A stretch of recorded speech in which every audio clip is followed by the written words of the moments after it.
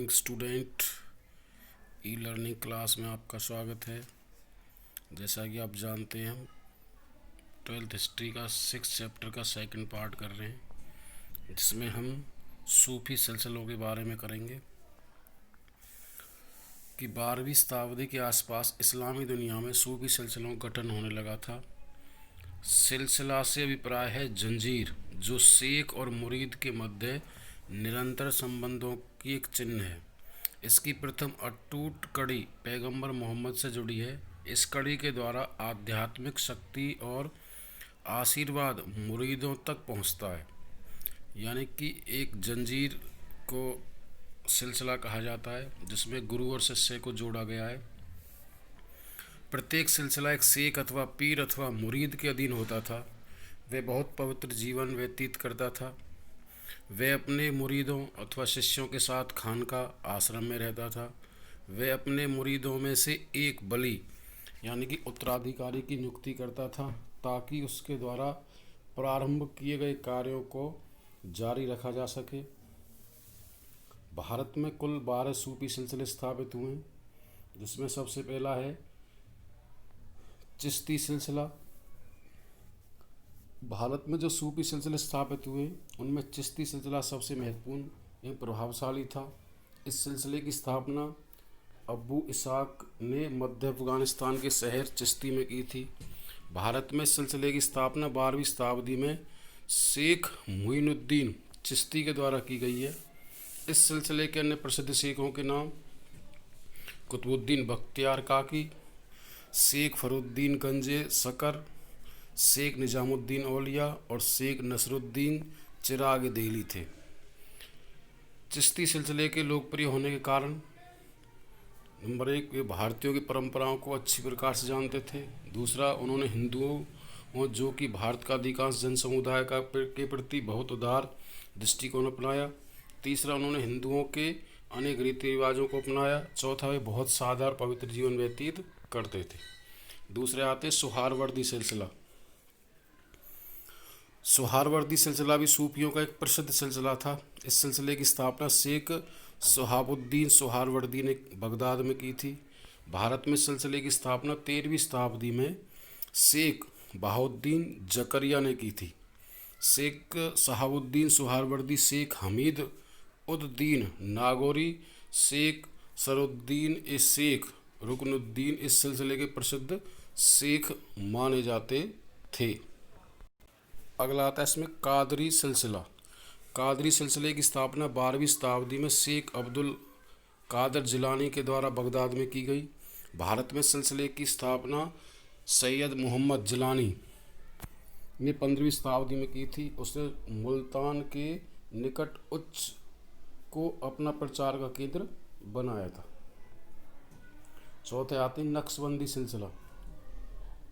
नक्शबंदी सिलसिले की स्थापना ख्वाजा पीर मोहम्मद नक्शबंद ने बुखारा में की थी। भारत में सिलसिले की स्थापना 16वीं शताब्दी में शेख बकी बिल्ला ने की थी। इस सिलसिले के शेख बहुत कट्टर विचारों वाले थे। उन्होंने मुगल बादशाह अकबर द्वारा अन्य धर्मों के प्रति अपनाई गई उदार नीति की कटु आलोचना की। शेख अहमद सरहिंदी इस सिलसिले का सबसे प्रसिद्ध शेख माना गया है। उसने जहांगीर को सिखों के 5वें गुरु अर्जुन देव जी को शहीद करने के लिए बहुत भड़काया था। उसके बाद आते हैं भारत के प्रमुख प्रसिद्ध सूफी सिलसिले, जिनमें सबसे पहले आता है दाता गंज बख्श।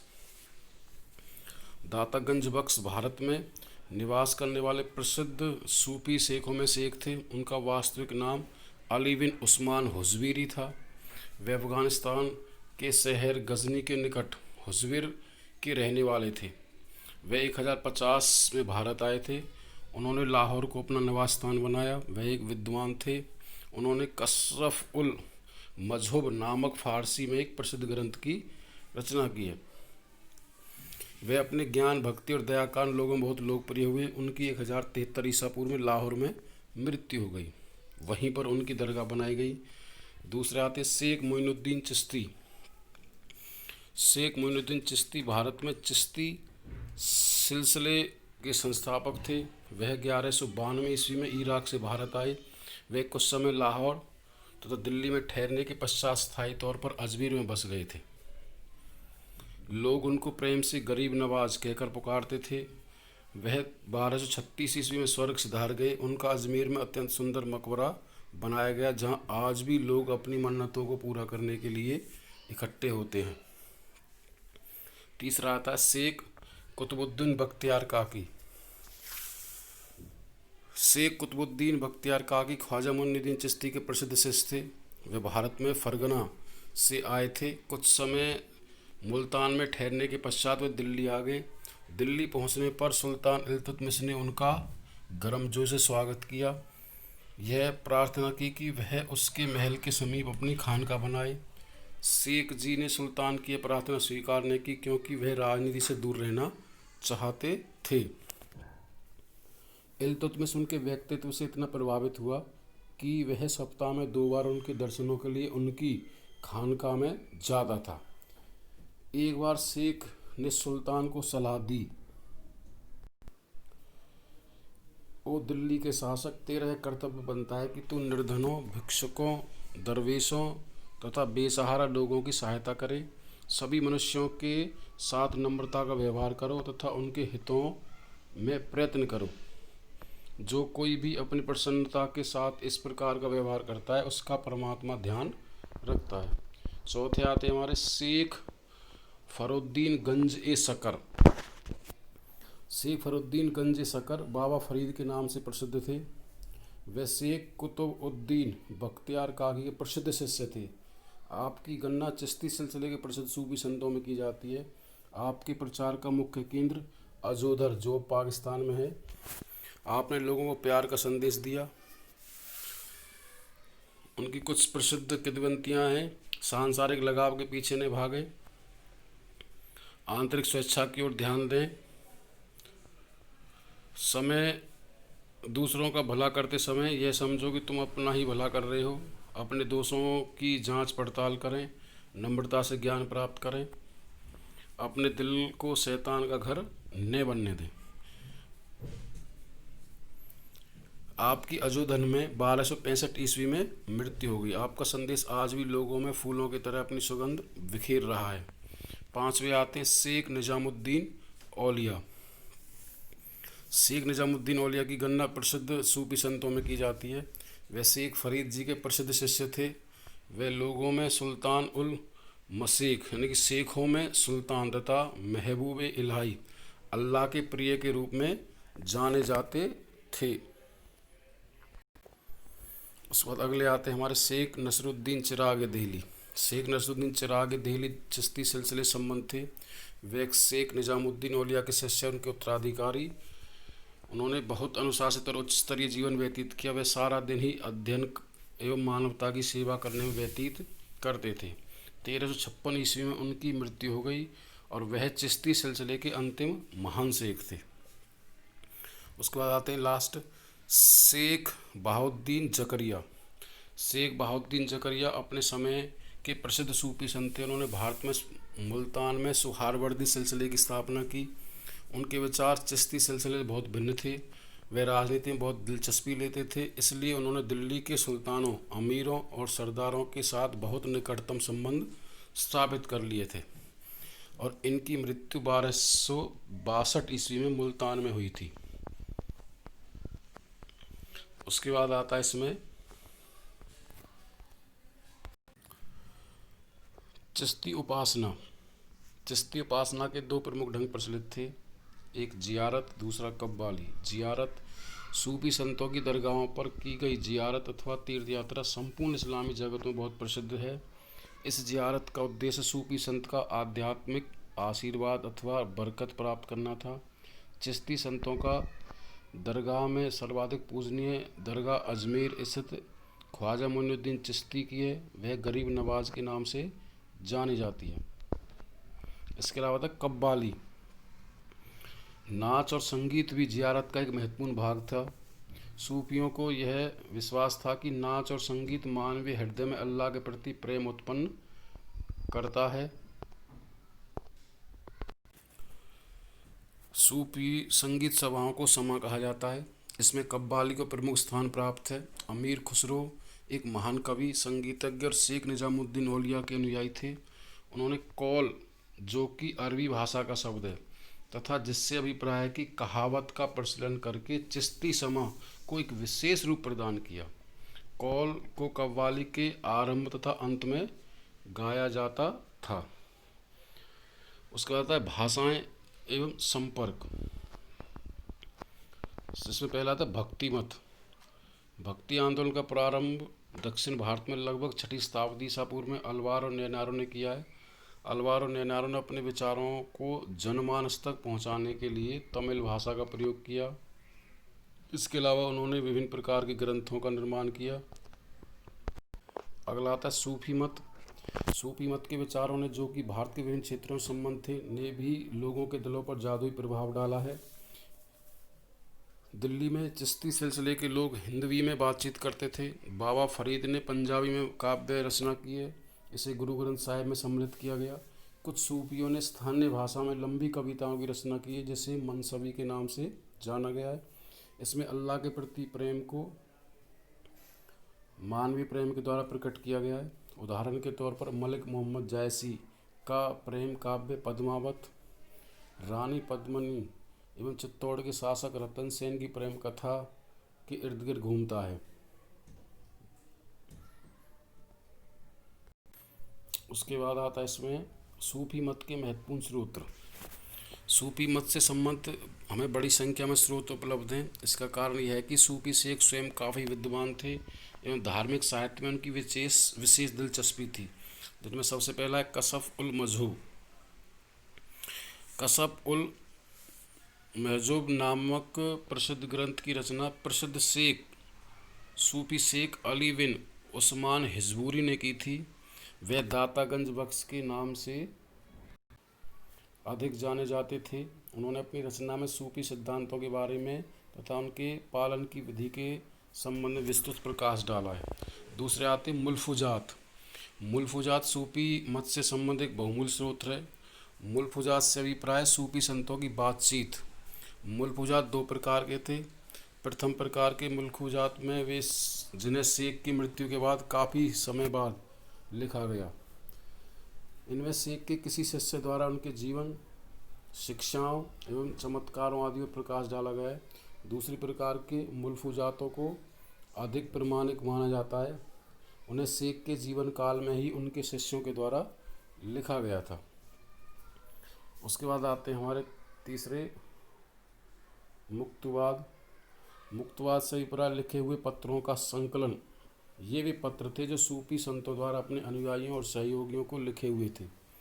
इन पत्रों से हमें शेखों के धार्मिक अनुभवों के बारे में बहुमूल्य जानकारी प्राप्त होती है। इन पत्रों में वे अपने मुरीदों के अलौकिक या लौकिक और आध्यात्मिक जीवन, उनकी आकांक्षाओं और कठिनाइयों पर टिप्पणी करते थे। इसके बाद आता है तज़किरा। तज़किरा से अभिप्राय सूफी संतों की जीवनियों का संस्मरण। 14वीं शताब्दी में भारत में प्रथम तज़किरा मीर खुर्द किरमानी द्वारा लिखा गया। इसका नाम सियार उल औलिया है। इसमें चिश्ती संतों के जीवन पर विस्तृत प्रकाश डाला गया है। सूफियों के सबसे प्रसिद्ध तज़किरा अखबार अल अखयार है। इसकी रचना अब्दुल हक मुहद्दिस देहलवी ने की है। इसमें लेखक ने 225 सूफी संतों की जीवनियों पर बहुत प्रकाश डाला है। उसके बाद भक्ति आंदोलन के उदय के कुछ कारण दे रखे हैं। सबसे पहले उत्पत्ति के कारण, जिसमें आता है हिंदू धर्म की बुराइयाँ। प्राचीन काल में हिंदू धर्म ने अपनी सादगी काल उन्नति के शिखर को छू लिया था, परंतु मध्यकाल में इस धर्म में पैदा हुई जटिलताओं के कारण इसका पतन होना आरंभ हो गया। इस्लाम धर्म से खतरा। मुसलमान शासक वर्ग से संबंध रखते थे। उन्होंने हिंदुओं को बलपूर्वक मुसलमान बनाना आरंभ कर दिया। हिंदू समाज में निम्न जातियों से बड़ी घृणा की जाती थी, जबकि इस्लाम में सभी से समान व्यवहार किया जाता था। उस समय इस्लाम धर्म बहुत सादा था। इससे व्यर्थ के रीति रिवाजों के लिए कोई स्थान नहीं था। महान सुधारकों का जन्म। मध्यकाल में भारत के विभिन्न भागों में कई महान सुधारकों ने जन्म लिया। इनमें रामानुज, रामानंद, शंकरदेव, चैतन्य महाप्रभु, नामदेव, जयदेव, कबीर, गुरु नानक देव आदि के नाम उल्लेखनीय हैं। उन्होंने हिंदू धर्म में प्रचलित बुराइयों का जोरदार शब्दों में खंडन किया तथा लोगों को एक नया मार्ग दिखलाया। उसके बाद इसकी कुछ विशेषताएं: एक, ईश्वर में विश्वास रखना है, गुरु में विश्वास रखना, आत्मसमर्पण, पवित्र जीवन पर बल देना है, हिंदू और मुसलमानों को इकट्ठा करने के यत्न करना, सामान्य जन की भाषा में प्रचार करना है और जाति प्रथा में विश्वास रखना, मूर्ति पूजा में अविश्वास रखना, जाति प्रथा में अविश्वास रखना, मूर्ति पूजा में अविश्वास रखना, खोखले रीति रिवाजों में अविश्वास। उसके बाद आता है वैष्णव आंदोलन। वैष्णव आंदोलन भक्ति आंदोलन का ही रूप है। वैष्णव भक्त राम और कृष्ण को विष्णु का अवतार मान करके उसकी पूजा करते थे, जिसमें सबसे पहले आते हैं हमारे रामानुज। रामानुज दक्षिण भारत में वैष्णव मत के महान प्रचारक थे। वे तमिल ब्राह्मण थे। उनका कहना था कि विष्णु सबसे बड़े हैं। उनका विश्वास था कि संसार की उत्पत्ति होने से पूर्व भी विष्णु थे और वह सर्वशक्तिमान है। दूसरे आते रामानंद। 14वीं शताब्दी में राम भक्ति के विचार को प्रचलित करने वालों में रामानंद जी को विशेष स्थान प्राप्त है। वे एक ब्राह्मण परिवार संबंध रखते थे। राघवानंद के अनुयायी थे। रामानंद जी ने समाज में प्रचलित अंधविश्वासों का खंडन किया है। वे जाति पाति में विश्वास नहीं रखते थे। उसके बाद शंकरदेव। शंकरदेव असम में वैष्णव धर्म के एक प्रमुख प्रचारक थे। उनके उपदेश भगवत गीता तथा भागवत पुराण पर आधारित थे, अतः उन्हें भगवती धर्म कहकर संबोधित किया जाता था। शंकरदेव विष्णु की सर्वोच्च देवता मानते थे, अतः उनके विचारानुसार मुक्ति प्राप्त करने के लिए विष्णु के प्रति पूर्ण समर्पण जरूरी था। वल्लभाचार्य। वल्लभाचार्य कृष्ण भक्ति के मुख्य समर्थक थे। वह तेलुगु ब्राह्मण परिवार संबंध रखते थे। उन्होंने मथुरा के निकट गोवर्धन में कृष्ण की श्रीनाथ के रूप में पूजा के लिए एक मंदिर स्थापित किया। वल्लभाचार्य के अनुयायियों ने कृष्ण पूजा के लिए एक विस्तार पूर्वक रीति प्रचलित की। चैतन्य महाप्रभु। चैतन्य महाप्रभु का जन्म 1485 ईस्वी में बंगाल के नदिया नामक स्थान पर हुआ। उन्हें वैष्णव धर्म का संस्थापक माना जाता है। उन्होंने ईश्वर की सच्ची भक्ति पर बल दिया है। उनका विचार था कि कृष्ण जी से बड़ा और कोई नहीं है, उन्हें भक्ति द्वारा प्राप्त किया जा सकता है। यह भक्ति कृष्ण जी के नाम से कीर्तन करके, कृपा जी कृष्ण जी की मूर्ति की पूजा करके, गीता का पाठ सुनकर और पवित्र मनुष्यों का सहचर्य करके प्राप्त की जा सकती है। उसके बाद मीराबाई। मीराबाई की गणना भारत के महान संतों में की जाती है। वे निसंदेह भक्ति परंपरा की सबसे प्रसिद्ध कवित्री थी। उनकी जीवनी उनके द्वारा लिखे गए भजनों के आधार पर संकलित की गई। मीराबाई का जन्म 1498 ईस्वी में मेड़ता जिले के मुदकी नामक गांव में हुआ। वह मेड़ता के शासक रतन सिंह राठौर की इकलौती पुत्री थी। जब मीरा 5 वर्ष की हुई तो उससे एक विवाह देखने का अवसर प्राप्त हुआ।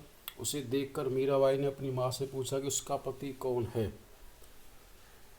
माँ ने उत्तर दिया कि गिरधर गोपाल, कृष्ण ही उसका पति है।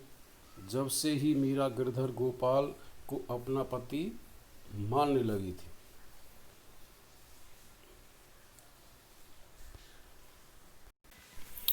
और लास्ट में आता है भक्ति आंदोलन का प्रभाव। भक्ति आंदोलन ने भारतीय समाज को काफ़ी प्रभावित किया। इस आंदोलन के प्रचारकों ने भारतीय समाज तथा धर्म में शताब्दियों से प्रचलित बुराइयों और अंधविश्वासों का जोरदार शब्दों में खंडन किया है। यद्यपि इन सभी बुराइयों को पूरी तरह समाप्त नहीं किया जा सका, परंतु भक्ति आंदोलन के संत समाज में उनके प्रभाव को कम करने में पर्याप्त सीमा तक सफल रहे। भक्ति आंदोलन के नेताओं ने भारतीय समाज में फैली जाति प्रथा के विरुद्ध भारी प्रचार किया। उन्होंने जाति प्रथा को भारतीय समाज के लिए एक कलंक बताया है। Thank you student.